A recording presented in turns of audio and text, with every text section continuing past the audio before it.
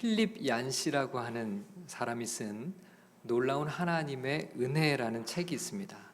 그 책 중에 은혜 없는 세상이라는 장에서 이런 이야기를 들려줍니다. 죄책감은 은혜에 대한 갈망의 표출이다. 로스앤젤레스의 어느 단체에서는 사과 전화를 운영하고 있다. 이는 고객들에게 단 한 번의 통화료의 잘못을 고백할 수 있는 기회를 제공하는 전화 서비스다. 신부는 못 믿겠다는 사람들이 자동 응답기의 죄를 털어놓는다. 익명으로 이 서비스를 이용해 60초짜리 메시지를 남기는 사람은 매일 200여 명에 이른다. 간음은 단골 죄목이다. 강간, 아동성학대, 살인 등 범죄 행위에 대한 고백도 꽤 된다. 알코올 중독자였다가 술을 끊은 한 사람은 이런 메시지를 남겼다. 18년간 알코올 중독자로 살면서 해를 입혔던 모든 분들께 잘못을 빌고 싶습니다. 전화벨은 계속 울린다. 죄송하다는 말밖에. 젊은 여자가 울고 있다. 자기가 일으킨 교통사고로 5명이 죽었다는 것이다. 그들을 다시 살아 돌아오게 할 수만 있다면. 은혜 없는 세상에서 사람들은 은혜를 갈망하며 살아가고 있다는 말이죠. 제가 군목으로 사역을 할 때 어느 날 육군 대령인 연대장과 군용차를 타고 함께 가고 있었습니다. 집차의 뒤에 앉은 제게 연대장님이 말했습니다. 목사님은 좋겠습니다. 무슨 말씀인지 잘 몰랐습니다. 뭐가 좋다는 말씀인가요? 목사님은 우리처럼 죄를 짓지 않을 거 아닙니까? 사실은 그 전날 연대장님과 대대장님들이 술판을 벌이고 뭔가 심한 실수를 저지른 일을 제가 아침 일찍 전해 들었는데 그 일로 연대장님은 마음에 큰 죄책을 안고 있었습니다. 천주교 신자였던 연대장도 은혜를 갈망하고 있었던 것이죠. 폴 투르니에는 자기를 찾아온 환자들 이야기를 들려줍니다. 오랜 옛날에 지은 죄로 죄책감을 품고 사는 남자, 10년 전에 한 낙태를 마음에서 떨치지 못하는 여자. 그러면서 투르니에는 환자들이 진정 구하는 것은 은혜라고 말했습니다. 여러분, 성경의 모든 주제를 통틀어서 가장 그 주제를 잘 드러내는 한 단어를 고르라고 한다면 무엇을 우리가 얘기할 수 있을까요? 단연코 은혜라고 할 수 있을 겁니다. 요한복음 1장 16절에서 17절 말씀을 우리 다 함께 읽어보겠습니다. 우리가 그의 충만한 데서 받으니 은혜 위에 은혜라. 율법은 모세로 말미암아 주어진 것이요 은혜와 진리는 예수 그리스도로 말미암아 온 것이라. 은혜는 예수 그리스도로 말미암아 우리에게 온 것이라고 말씀하죠. 필립 얀시는 은혜는 기독교가 세상에 줄 수 있는 최상의 선물이요 복수보다 강하고 인종차별보다 강하고 증오보다 강한 힘을 바라는 영적 신성이라고 표현을 했습니다. 오늘 우리가 읽은 본문의 말씀은 은혜가 무엇인지를 아주 잘 보여줍니다. 예수님께서는 큰 빚을 진 한 종에 관한 이야기를 들려줍니다. 23절과 24절을 다 함께 읽겠습니다. 그러므로 천국은 그 종들과 결산하려 하던 어떤 임금과 같으니 결산할 때 10,000달란트 빚진 자 하나를 데려오매. 10,000달란트 빚진 자 하나를 예를 들었습니다. 그런데 이 종의 빚이 어마어마합니다. 여러분, 이 10,000달란트가 얼마만큼의 액수가 될까요? 예수님 당시에 유다와 이두미아, 사마리아, 갈릴리, 베레아 등지에서 1년간 그 넓은 지역에서 1년간 걷어들이는 세금의 총액이 약 200달란트 정도였다고 합니다. 그러니 1만 달란트라면 그 넓은 지역에서 약 50년간 걷어들이는 세금에 해당되는 엄청난 금액이죠. 그러니 이 종이 이 어마어마한 빚을 어떻게 갚겠습니까? 자, 25절을 한번 같이 읽겠습니다. 갚을 것이 없는지라 주인이 명하여 그 몸과 아내와 자식들과 모든 소유를 다 팔아 갚게 하라 하니, 당연히 종에게 갚을 것이 없었던 것뿐만 아니라 절대로 갚을 수 있는 능력도 없었습니다. 예수님께서는 도저히 갚을 수 없는 빚을 설정하고 있는 것이죠. 그런데 여기서 놀라운 일이 생깁니다. 주인이 그 종의 빚을 탕감해 준 겁니다. 자, 27절을 읽겠습니다.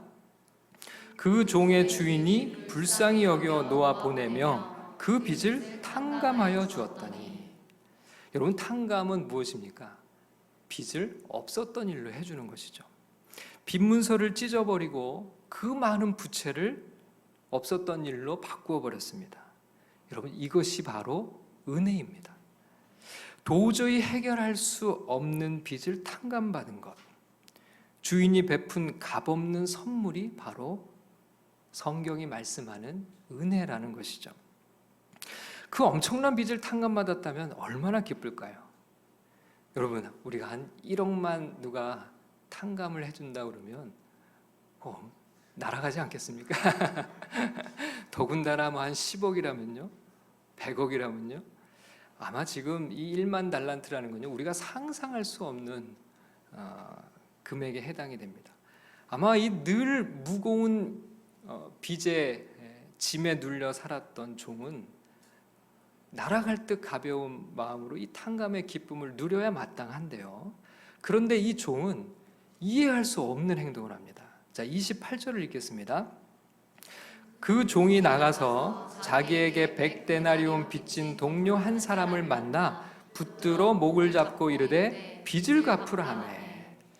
자신은 1만 달란트라고는 어마어마한 빚을 탕감받았는데요, 갑자기 이 종의 행동이 이상합니다.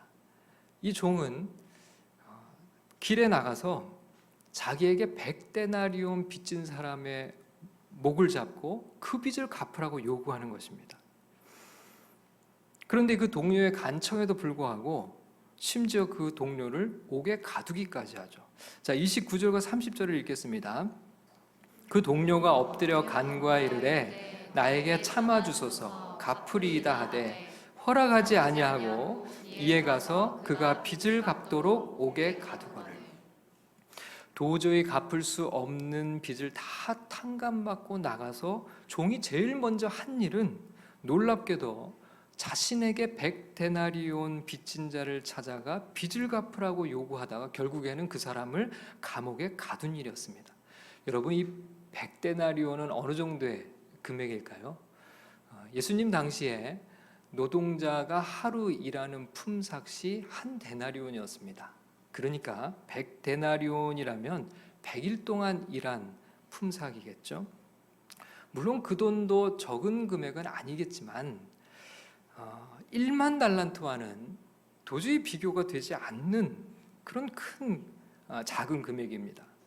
자신은 1만 달란트를 탕감받았음에도 불구하고 겨우 100데나리온 빚진 동료의 멱살을 잡고 그를 감옥에 보낸 것이죠. 예수님의 이 비유의 말씀은 우리가 흔히 은혜를 받았음에도 은혜를 베풀지 않는 그런 사람들을 가리킨다고 생각을 했습니다. 그러나 여기에는 조금 더 면밀히 살펴봐야 할 진리가 숨겨져 있습니다. 왜 일반 달란트를 탕감받은 종은 이렇게 은혜를 베풀지 못했을까요? 자, 예수님의 비유를 통해 먼저 발견하게 되는 것은 진정으로 은혜를 깨달아야 한다는 것입니다. 여러분, 이 종은 은혜를 받았지만 그 은혜를 깨닫지 못했습니다. 그래서 종은 계속 주인에게 이렇게 말합니다. 자, 26절을 우리 다 같이 한번 읽어보겠습니다. 그 종이 엎드려 절하며 이르되 내게 참으소서 다 갚으리다 하거늘. 자, 참으소서라고 번역된 이 단어는 기한을 연장하다라는 의미를 담고 있습니다. 종은 주인에게 기한을 연장해 주면 다 갚겠다고 계속 이야기를 합니다. 여러분, 이것은 전적으로 교만한 그런 어리석음의 소치가 아닐 수 없습니다. 도저히 갚을 수 없는 빚인데 자꾸 이 종은 뭐라고 그러냐면 조금 더 기한을 주시면 제가 다 갚겠습니다 라고 표현하고 있는 것이죠. 제가 꽤 오래전 일인데요. 어느 단체에서 잠시 사역을 한 적이 있었습니다. 함께 일하던 동료가 너무 급하게 며칠만 돈을 좀 빌려 쓸 수 없느냐고 간청을 했어요. 저도 가지고 있는 돈은 없었지만 신용카드는 가지고 있었습니다. 그래서 신용카드로 현금 서비스를 받아주었어요. 한도 금액까지 탈탈 털어서 400만 원을 만들어서 줬습니다. 그 당시 제 월급이 120만 원이었는데요. 400만 원은 제게도 적지 않은 금액이었습니다. 그러나 금방 갚겠다던 그분은 카드 대금 결제일이 돼도 차일피일 미루기만 했습니다. 근데 그분의 대답이 늘 그랬어요. 며칠만 시간을 더 달라는 것이었습니다. 나중에 알고 보니 그분은 이미 큰 빚을 지고 있었고 사채까지 써서 독촉에 시달리고 있는 상황이었습니다. 처음부터 제게 빌려간 돈은 금방 해결할 수 있는 상황은 아니었죠. 그럼에도 그분의 대답은 항상 곧 갚을 테니 조금만 기다려 달라는 것이었습니다. 오늘 말씀에 등장하는 종도 그렇습니다. 주인에게 도저히 갚을 수 없는 빚을 지고 있었지만 곧 갚을 테니 기한을 조금만 더 연장해 달라고 말하죠. 주인은 감옥에 가두어야 마땅한 종을 오히려 빚으로부터 완전히 자유롭게 놓아주었습니다. 그러나 불쌍하게도 이 종은 주인이 자신의 빚을 완전히 없애주었다는 의미를 제대로 인식하지 못했습니다. 어떻게 그 큰 빚을 갚아줄 수 있다는 건 말인가? 어떻게 해서든지 내가 일부라도 최선을 다해서 갚아가야 한다고 생각을 했던 것이죠. 주인은 빚을 탕감해 주었는데 종은 여전히 갚아야 한다는 생각을 하고 있었습니다. 무거운 빚의 굴레에서 완전히 벗어나게 되었음에도 그것을 종은 받아들이지 못하고 있는 것이죠. 그는 여전히 빚을 지고 있다는 생각을 하고 있었습니다. 돈을 갚아야 한다는 강박관념에 시달렸습니다. 돈을 갚아야 하기 때문에 자신의 회계장부를 뒤져 돈을 긁어 모아야 했습니다. 그는 여전히 채무의식에 사로잡혀 있었습니다. 그는 갚아야 할 빚이 있다고 생각했기 때문에 다른 사람에게 꾸어준 빚을 철저하게 받아내야 했습니다. 그러니 당연히 인색하게 살 수밖에 없는 것이죠. 많은 사람들이 하나님이 우리에게 주신 놀라운 은혜를 받아들이지 못하는 경우가 있습니다. 은혜에 대해서 듣고 은혜에 대해서 말하지만 우리의 모든 죄를 하나님이 용서해 주셨다는 사실을 온전히 받아들이지 못하는 것입니다. 머리로는 아는데 마음 깊이 적용되지 않는 것이죠. 데이비드 시멘스의 상한 감정의 치유라는 책에 나오는 한 젊은 목회자의 이야기가 있습니다. 대인관계도 좋지 않았다. 부부관계도 원만하지 못했었다. 그의 아내는 젊고 매력적이고 사랑스럽고 따뜻한 마음을 가지고 있었고 남편의 사역을 위해 헌신적으로 내조하는 참으로 훌륭한 여자였다. 그러나 남편은 항상 아내에게 책임을 전가하며 비난했다. 그녀가 하는 일은 무엇이든지 잘못됐다고 불평했다. 그는 아내의 장점을 부정하고 오히려 힐책하고 빈정댔다. 그리고 아내의 사랑과 애정을 거부했다. 결국 그 자신도 서서히 그러나 확실하게 잘못되어 가기 시작했다. 그는 자신의 결혼을 스스로 파괴하고 있었다. 그러던 중 그는 자신이 매주 설교를 하면서 거칠은 어조로 남을 판단하고 정죄함으로써 성도들에게 상처를 주고 있다는 사실을 깨닫게 되었다. 그 자신의 불행한 가정의 모습이 설교에도 영향을 끼치고 있었던 것이다. 그는 절망 가운데서 나를 찾아왔다. 상담을 시작하면서 그는 다른 사람과 마찬가지로 그의 아내를 비난하고 사역의 실패를 아내의 탓으로 돌렸다. 그러나 시간이 지나서 마음이 진정되자 그는 솔직해지기 시작했다. 그를 고통스럽게 했던 원인의 뿌리가 드러난 것이다. 과거에 그가 주한미군으로서 근무했을 당시 2주간 일본에서 특수훈련을 받았던 적이 있었다. 그 기간 동안 공허함과 외로움과 향수를 이기지 못해 동경 시내를 방황했고 결국은 매춘부와 서너 번 동침하고 말았다. 그는 그 자신을 결코 용서할 수 없었다. 그는 하나님의 용서를 구했고 하나님의 용서를 받았다고 믿었다. 그러나 그 믿음은 지식의 차원을 넘지 못했다. 그는 여전히 죄의식에 사로잡혀 자신을 학대하고 있었다. 거울 앞에 서면 거울 속의 자신의 모습을 바로 쳐다볼 수 없었다. 그렇다고 이 고민을 누구에게 털어놓을 수도 없었고 이러한 짐은 자신을 괴롭혔다. 그는 귀국하여 한국에서 군복무를 하는 동안 사랑으로 그를 기다려온 약혼녀와 결혼했지만 그의 감정의 갈등은 심해지기만 했다. 그는 아직도 완전한 용서의 확신을 갖지 못했던 것이다. 그와 약혼녀에게 범한 죄를 스스로 용서할 수 없었던 것이다. 당연히 그녀가 베푸는 사랑과 애정을 온전히 받아들일 수 없었다. 그는 자신은 행복을 향유할 자격이 없다고 생각했다. 그는 스스로에게 이렇게 말하고 있었다. 나는 아내와 즐길 권리가 없어. 나는 내 죄에 대한 빚을 갚아야만 해. 그의 마음속에서 고통스러운 기억이 여전히 남아있었고 그는 자신의 죄를 속죄하기 위해 자신을 학대하고 괴롭히고 있었다. 그는 여러 해 동안 보이지 않는 감옥에 갇혀서 보이지 않는 빚쟁이에게 시달려 왔던 것이다 라는 글이었습니다. 그는 은혜를 믿었을 뿐만 아니라 은혜를 설교하는 목회자였습니다. 그럼에도 불구하고 하나님의 전적인 용서를 정작 자기 자신은 받아들일 수가 없었던 것이죠. 여전히 그는 죄의 빚을 갚으려고 애를 쓰고 있었습니다. 그 죄를 갚기까지 스스로를 옥죄고 있었던 것이죠. 자신이 속죄하려고 애를 쓰고 있었습니다. 형제를 용서하라는 말은 나 자신을 용서하는 것, 원수를 사랑하라는 것은 원수 같은 자기 자신을 사랑하는 것까지를 포함하는 말씀입니다. 자신에게 화와 분노를 품는 사람은 결국 자신의 마음을 상하게 할 뿐만 아니라 다른 사람들도 상처받게 하는 것이죠. 하나님은 우리의 모든 죄를 탕감해 주셨습니다. 우리가 해결할 수 없는 죄의 문제를 해결해 주셨습니다. 그래서 하나님의 아들이 죽으셔야 했습니다. 우리는 모든 죄를 해결함 받았습니다. 완전한 하나님의 은혜를 입은 것입니다. 모든 죄에서 자유를 얻은 것이죠.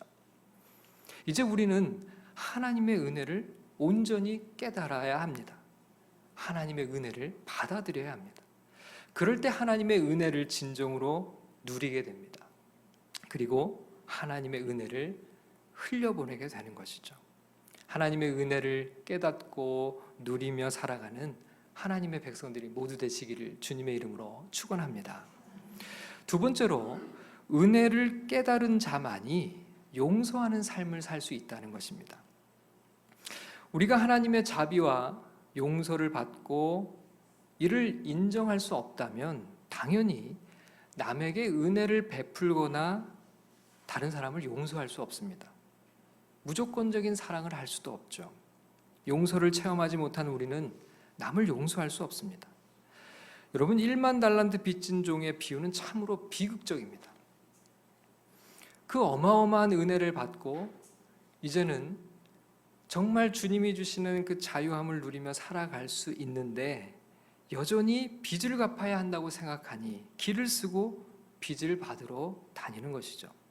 회계장부를 들여다보며 주인에게 진 빚을 갚으려면 내게 빚진 사람으로부터 모든 돈을 받아내야 한다며 중얼거렸을 것입니다. 그 결과 처음 만난 동관을 붙들고 그의 목덜미를 움켜쥐고 내게 진 빚을 모두 갚으라고 윽박 지르는 것이죠. 그렇게 모은 돈으로 자신의 그 어마어마한 빚의 일부라도 갚으려고 애를 쓰고 있는 것입니다. 자신의 빚이 탕감받았다는 것을 진짜 알았다면 아마 세상을 다 가진 사람처럼 행복하지 않았을까요? 1만 달란트를 탕감받았는데 그 100데나리온을 받으러 다니는 것을 상상이나 할 수 있겠습니까? 용서받았음에도 불구하고 용서를 알지 못하면 그렇게 용서하지 못하는 삶을 살아가는 것입니다. 자비를 경험하지 못한 사람은 자비로울 수가 없죠. 여러분, 우리의 모습은 어떤가요? 우리 삶의 용서가 어렵고 자비를 베풀 수 없는 이유가 무엇일까요? 하나님이 우리에게 주신 은혜를 온전히 깨닫지 못했기 때문입니다. 성장 과정에서 내게 큰 큰 상처를 안겨주고 아프게 한 부모가 있나요? 도움이 필요할 때 도와주지는 않고 짓궂게 괴롭히고 윽박지르는 형제자매가 있나요? 당신의 사랑을 거부한 연인이 있나요? 당신에게 사랑과 헌신과 편안함을 약속했지만 오히려 잔소리를 하고 책임을 전가하는 배우자가 있지는 않나요? 당신은 그들로부터 받아내야 할 빚이 있나요? 당신이 자신에게 빚이 있고 죄가 있고 분노가 있고 불신이 있고 근심이 있다면 그들도 당신에게 애정과 사랑과 든든함과 확신의 빚이 있기 때문입니다 라고 데이비드 시멘스가 이야기합니다. 많은 부부들은 그들을 위한 하나님의 역사를 온전히 받아들이는데 실패합니다. 그리고 자신도 할 수 없는 것들을 다른 사람과 배우자에게 강요하죠. 결혼 당사자들은 상대방으로부터 받으려고만 합니다. 이것이 비극의 시작입니다. 어느 책에 실린 글입니다. 여러 해 전에 한 쌍의 부부가 나를 찾아왔다. 결혼한 지 15년이 된 부부였다. 그들이 함께 보낸 15년은 마치 탁구 경기 같았다. 남편이 아내에게 공을 넘기면 아내는 다시 남편에게 넘긴다. 공격과 방어가 반복되는 가운데 15년이 흘렀다. 서로에게 느끼는 불만과 상처, 실망과 분노를 숨김없이 드러내기 시작했다. 남편은 대학 시절 캠퍼스 선교의 중요한 역할을 담당했고 아내는 남편의 영적 리더십에 이끌려 결혼했다. 그녀의 눈에 비친 남편의 모습은 주를 향하여 묵묵히 걸어가는 훈련되고 열심 있는 종의 모습이었다. 결혼 후 자신의 남편이 사실은 우유부단하고 훈련도 부족하고 게으르고 방관자적인 사람임을 알고 얼마나 큰 충격을 받았을지 상상해보라. 그녀는 화를 이기지 못하고 다음과 같이 말했을 것이다. 내가 결혼할 때 가졌던 당신에 대한 기대를 생각해 보세요. 당신은 날 기만했어요. 이제 당신은 나에게 갚아야 할 빚이 있는 거예요. 동간의 목덜미를 움켜쥐고 윽박지르는 종처럼 말이다. 그녀는 마치 빚쟁이가 자신에게 빚진 자를 쳐다보는 듯한 눈빛으로 남편을 바라봤을 것이다. 내게 진 빚을 갚아요라고 15년간 잔소리를 하며 살아왔던 것이다. 남편의 입장을 생각해 보자. 그는 아내의 외모와 깔끔함과 순종적인 모습에 이끌려 결혼했다. 그러나 그는 아내가 가사일에 게으르고 그녀의 머리와 옷 매무새와 외모에 무관심한 것을 보며 너무나 실망했다. 그는 아내에게 속았다고 생각했다. 당신은 이런 아내가 되겠다고 결혼식장에서 맹세했잖소. 당신은 이 맹세를 지키지 않았으니 나에게 갚아야 할 빚이 있는 거요. 나는 당신이 정말 아름답고 훌륭한 아내가 될 것이고 예식에서 행한 맹세를 지킬 것으로 믿어 의심치 않았어. 그는 동관을 윽박지르는 종처럼 아내의 목덜미를 쥐고 이렇게 윽박질렀던 것이다. 내게 진 빚을 갚으시오라고 말이죠. 어떻습니까? 내 안에 빚을 받으러 다니는 그 종의 모습이 있지는 않습니까? 누구 때문에 내가 이 고생을 하고 있다며 빚을 갚으라고 요구하고 있지는 않나요? 미안하다고 말하기가 그렇게 어려웠나요? 라고 하는 제목의 책이 있습니다. 2000년 5월에 세간을 떠들썩하게 만들었던 아주 끔찍한 사건이 있었습니다. 서울 시내 곳곳에서 토막 살해당한 시신 조각들이 발견이 되는데요. 나중에 범인을 잡고 보니 범인은 놀랍게도 명문대 2학년에 재학 중이던 피해자들의 둘째 아들이었습니다. 그 책은 바로 그 둘째 아들의 이야기를 기록한 책입니다. 큰 야망을 지닌 어머니와 완벽주의적인 아버지 밑에서 두 아들은 자랐습니다.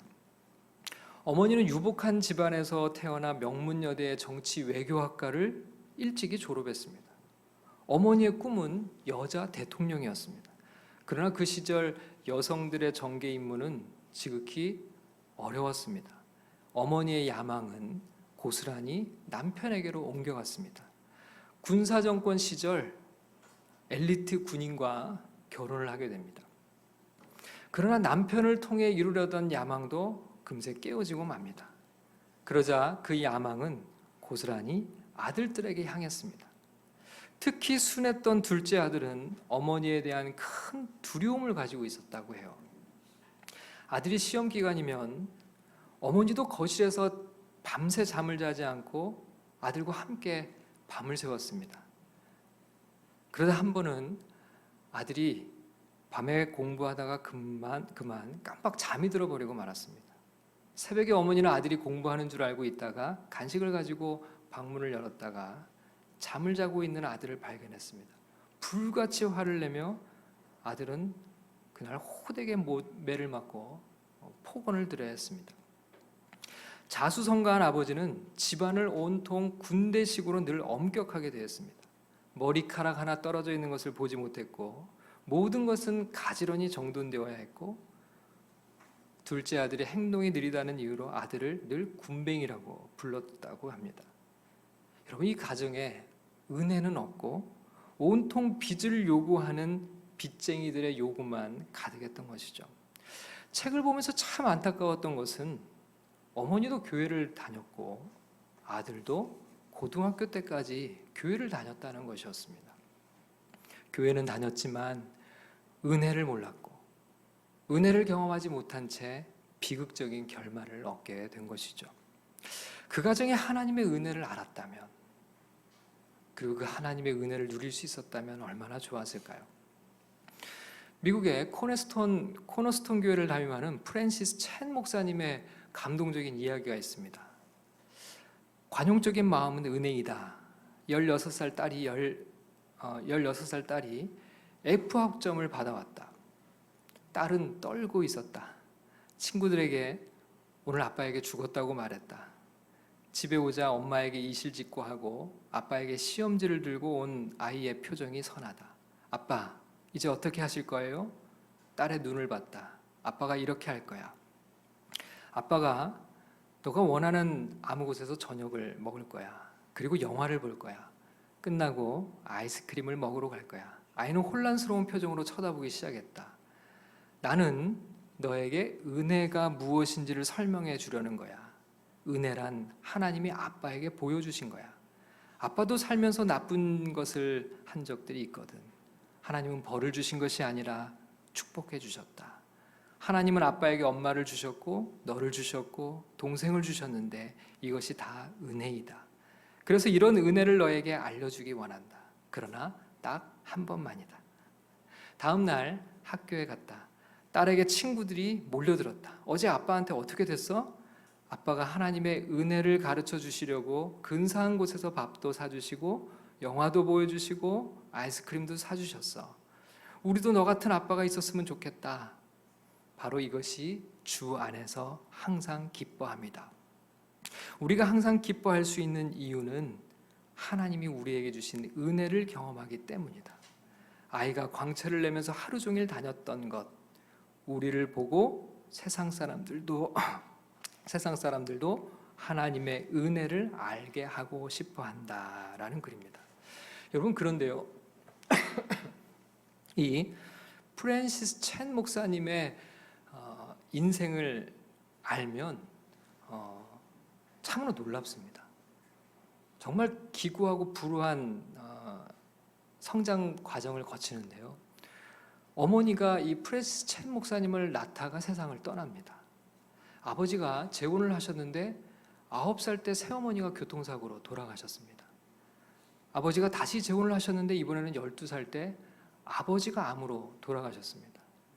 자신이 중학생 때 유일하게 의지할 수 있는 분은 삼촌과 숙모였습니다. 그런데 삼촌과 숙모는 늘 자주 다퉜습니다.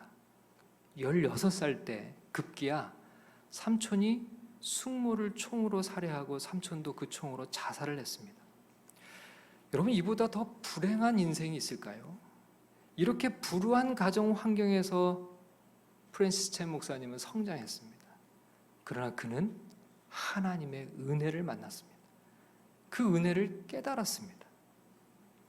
그렇기에 어느 누구에게 더 이상 빚을 갚으라고 멱살을 잡거나 분노하며 살지 않습니다. 그 대신 그 은혜 위에 자신의 삶을 세워가고 있는 것이죠. 은혜를 누리고 은혜를 전하며 살아가고 있는 것입니다.